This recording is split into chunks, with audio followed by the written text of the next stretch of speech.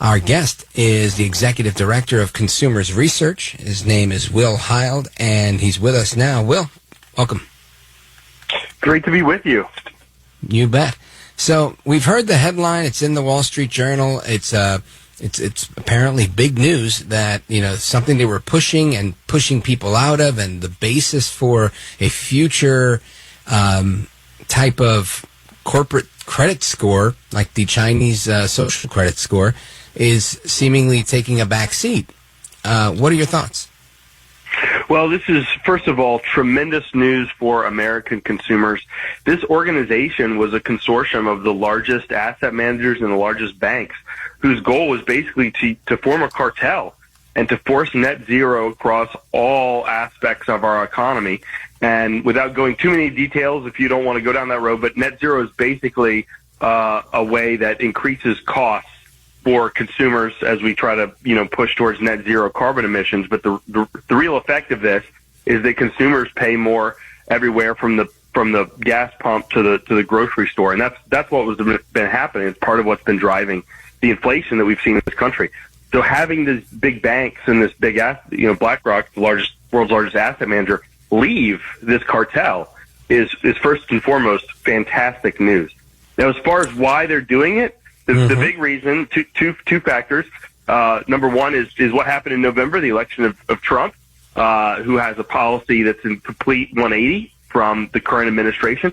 And the second reason that didn't get a ton of press because of when the news was released was the day before Thanksgiving, Attorney General Ken Paxton of Texas and 12 other states sued the members of the net zero asset managers. That includes BlackRock, but also State Street and Vanguard, for antitrust activity related to net zero asset managers. So they are running for the hills. They're worried about the federal administration that's incoming, but they're also realizing that there were some significant legal risks related to antitrust activity.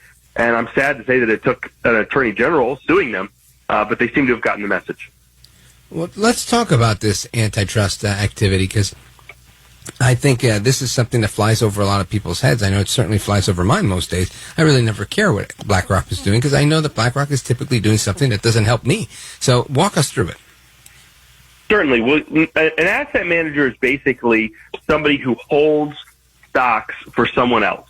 And BlackRock specialized in what we call passive investment strategies, meaning they are not so much the Warren Buffett that you give your money to and he says buy, or sell, depending on what he thinks is good. They specialize in holding very low cost index funds, things like the S&P 500 index fund or the Dow Jones index people may have heard of. And the advantage of those funds is you pay very little expense ratios. You pay very little money to BlackRock for controlling those funds because they don't have to make any decisions. They're just holding the shares. And that lends towards an economy of scale. And so BlackRock has been able to hoover up trillions, literally trillions of dollars of state, local, and federal pension funds, along with people's 401ks and individual brokerage accounts.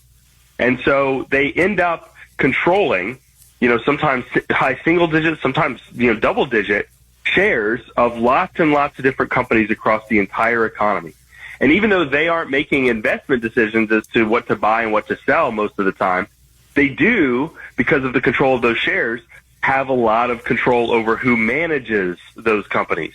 So companies like Disney or Exxon, BlackRock has a significant control of, who sits on their boards and who even manages the company, who their CEO is. And so BlackRock, realizing this, in somewhere around 2014, 2015, 2016, started to become extremely active, not in the investment decisions they were making, because they don't make those, but in the management decisions that they were making over these companies. You had BlackRock coming out and bragging about how they were pushing all these far left agendas like ESG, like race and sex-based quotas for boards, like net zero. And so that's how we got into the position that we've gotten into now. It's this economy of scale related to passive investing, and BlackRock realizing they had so much control. Interesting, and that's where the antitrust piece comes in.